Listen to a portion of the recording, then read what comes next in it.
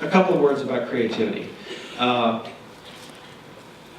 definitely moving in an area of where I will do a lot of work on creativity in the coming years.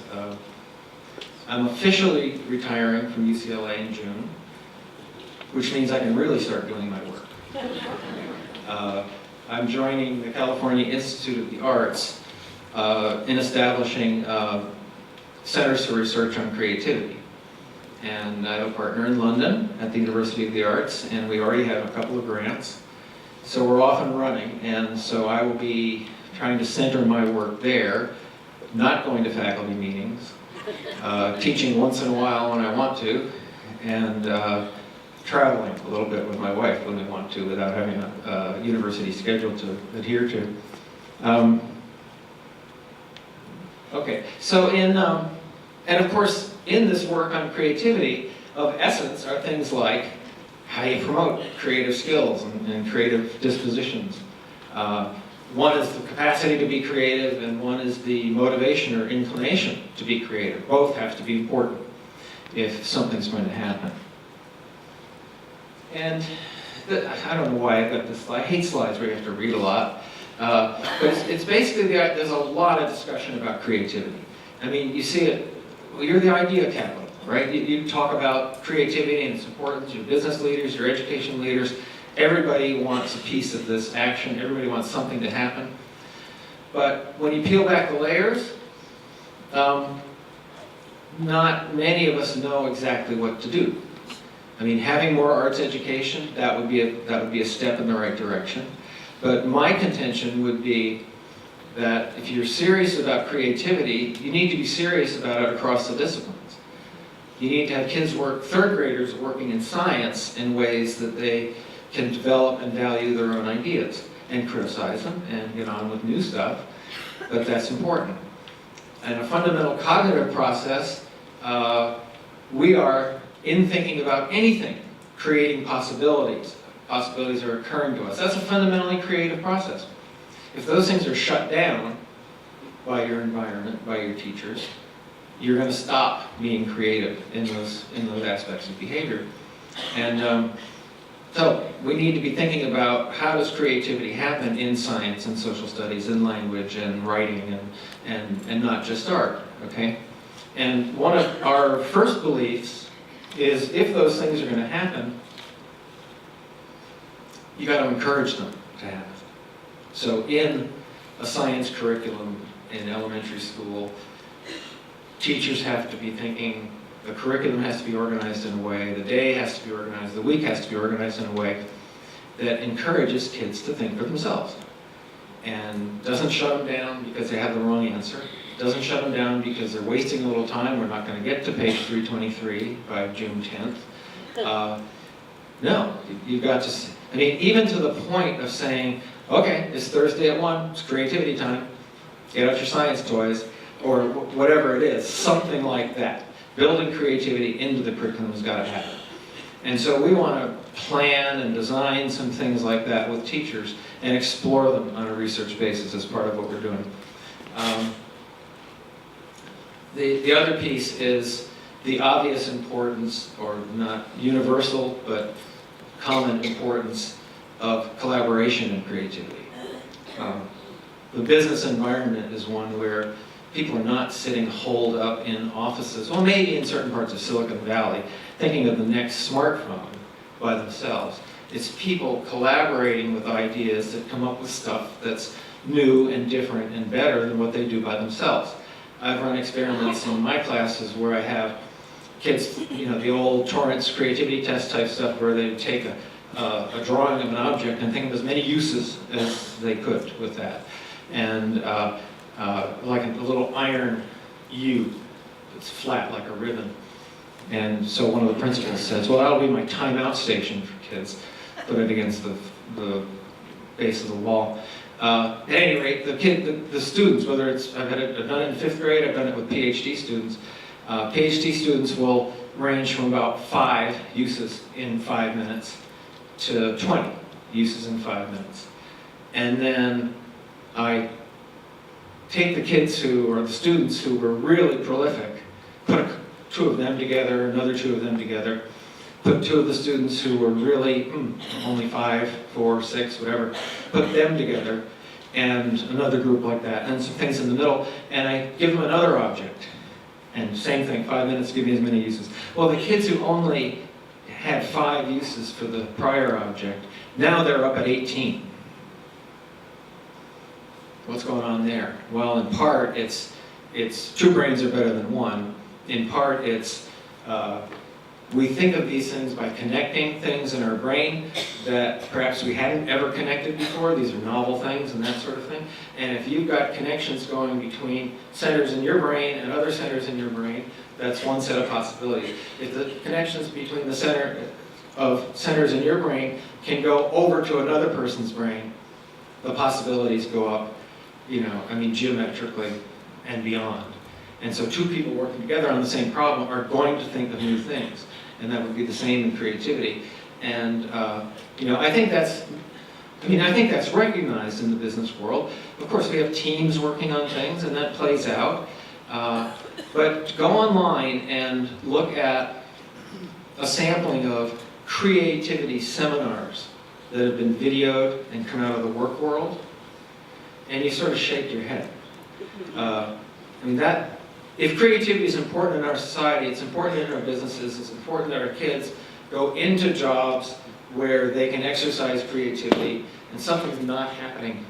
I can't indict the entire corporate nation for not having good creativity programs and seminars, but there's a lot of bad stuff,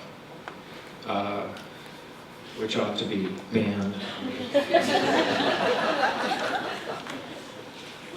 And then a couple of comments. What's a creative thing? Well, it's something that's new, great, something that's valuable. And one of the problems with the kind of work and the amount of work that's done on creativity is that people take too restricted a view on both of these dimensions. A new idea to a 3rd grader is new to that kid and is productive. It's not new on the planet. It could be happening in the next classroom. It could be happening among 6 kids in the same classroom. But it's new for them, and they invented it, and it needs to be capitalized on. Not every idea that comes along, but of course that's in the mix. And something that's valuable. Well, many have thought, look, if it isn't going to fix the stereo on my car, it's not valuable. Or if it isn't going to increase my ability to communicate in every conceivable way with someone else with one of these devices, it's not valuable. Well, go back to the 3rd grader. That idea that prompts something in a learning process can be not only new, but it can be valuable. And it's that end of creativity that is hugely important in cultivating creativity from the bottom up. And so I just lay out what are the choices. Valuable, to the market, to the individual, to the community, and so forth. There's a lot of emphasis on market value and new on the planet. And it's a very restrictive view of creativity, and not many of us are going to be creative by that definition.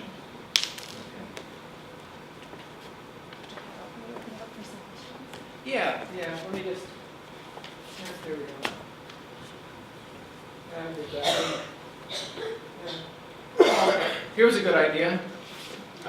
In our work, we often have kids draw pictures to help tell us what they're thinking, and at the end of this study, we asked kids to draw something they imagined themselves as an adult, doing something that they liked.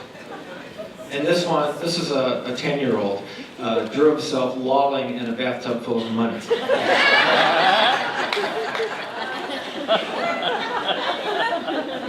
And I think if you look at this very closely, there's a $40 bill in there somewhere. Now this was a while ago. This kid is now at least in college. I think he got early admission to the Harvard Business School. But to me, this is a symbol of why this work's so much fun to do, because, as Art Linkletter said, kids will say the darndest things, and they'll draw the darndest things, and you come away scratching your head and saying, wow, something fun is happening. So I'll take some questions now. We have about 15 minutes for questions, and there are microphones at the base of each aisle, so please come forward and ask.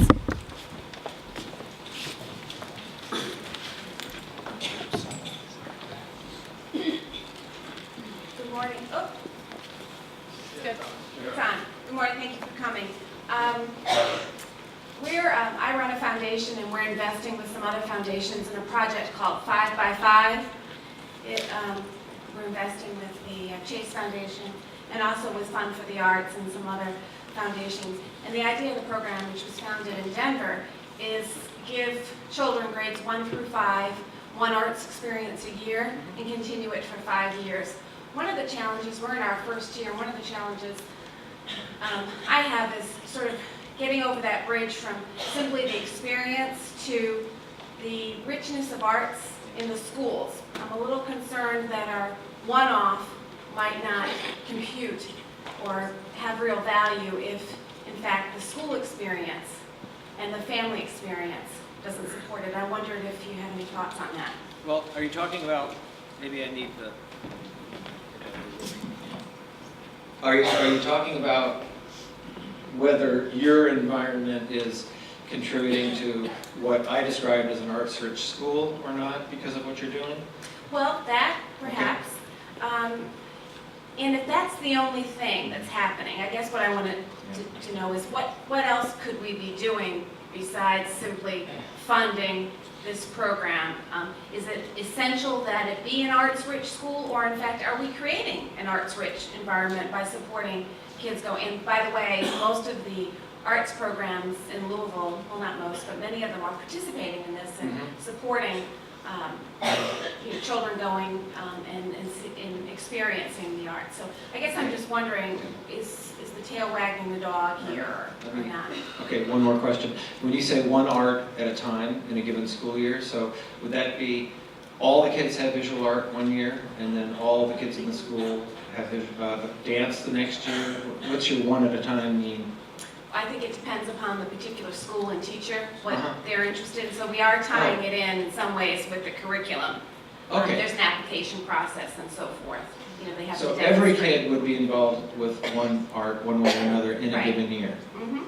That sounds pretty good to me. And It does, Yeah, okay. just as a general proposition, because we've got, places I've seen, that's just not true. I mean, they'll have an art teacher, if they're lucky, for 12 weeks or for a semester in one, and then nothing in another. In some cases, I mean, if you've really got regular classroom teachers excited about bringing art into what they do, then you've got an extra plus, it seems to me. That's difficult to do. Some teachers love that and flock to it, and some teachers, I just want to do what I want to do. And the best of programs trying to get teachers to integrate arts, if they're batting 50% in the long run, they're doing a really good job. I think we have, is it 58 elementary schools in the area participating, and it's a 5-year program. So those of you who are involved with elementary schools, if your elementary school is not engaged in this 5 by 5 program, we encourage you to get involved. And for those of you who are funders who like this idea, please contact us. She means in the other direction. Funders of the program, first. because we'd love to see more funders involved with this. Thanks very much. You're welcome. Thank you for being here. I'm interested by your concept of collaboration. It makes a lot of sense to me in my own upbringing. I wonder if a correlative study of single children versus large families would reinforce that idea. That's a good question. It could very well. Of course, I know some families where that's not even a possibility. But no, I appreciate your comment. I haven't seen any research that addresses that. would you expect it to correlate in terms of Yeah, in creativity? general, yes, I would. That was my question. Yeah. Yes. I have a question about your diagram of the brain, Mhm. and you talked about the reading area versus the empathic area. I was just curious with something like reading literature. To me, I developed so much of my sense of empathy through reading fiction, Yeah. and so yeah. I was a Good little point. confused by having that clear division. That's a very good point.